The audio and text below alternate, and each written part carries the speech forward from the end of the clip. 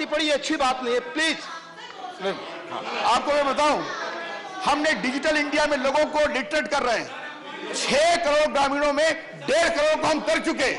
ये बताइए वो इंपावर्ड होने के नहीं हो रहे हैं। मैं कहूंगा हम लोग इनकी बात शांति से सुन रहे थे, हमारी बात शांति से सुने प्लीज। मैं आग्रह करूंगा हमारी बात शांति से सुने। इसलिए अवस्थावती जी, स्किल इंडिया में आप मुझे ये बताइए, पॉइंट ऑफ ऑर्डर पे mister Jha. Sir, point of order 240,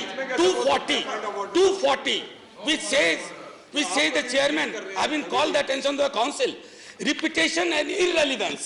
Irrelevance and repetition. The matter is on. Point of order नहीं है, आपका पॉइंट ऑफ ऑर्डर नहीं है, प्लीज आप प्लीज कंक्लूड करें। माननीय सभापति जी, मुझे एक बात,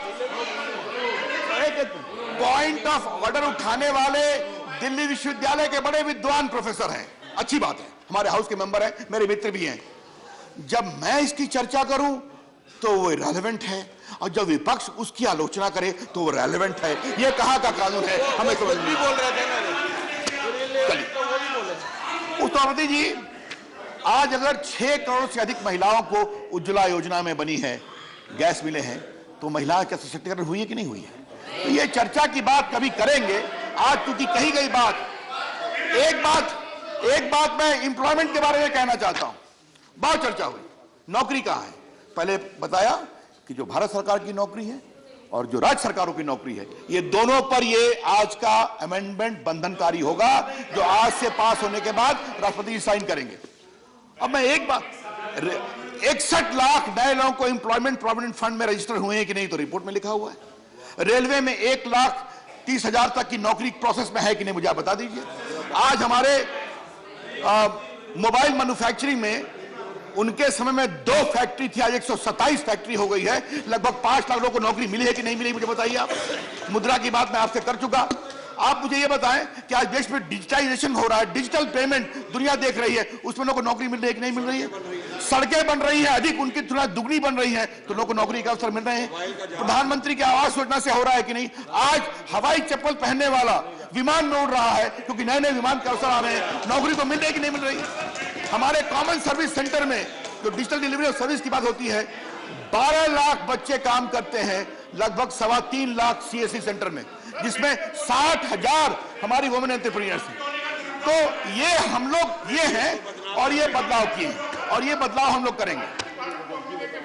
सभापति जी, इस पर मैं और ज्यादा चर्चा नहीं करूंगा। मैंने थोड़ी बात इसलिए कही कि डेरिक जी ने बहुत शब्दों का, हम लोग बहुत बोल सकते हैं, उसके लिए अगले अवसर पर हम बहस करने को तैयार है, जब बजट आएगी और राष्ट्रपति जी का अभिभाषण होगा तो धन्यवाद भी सब आएंगे।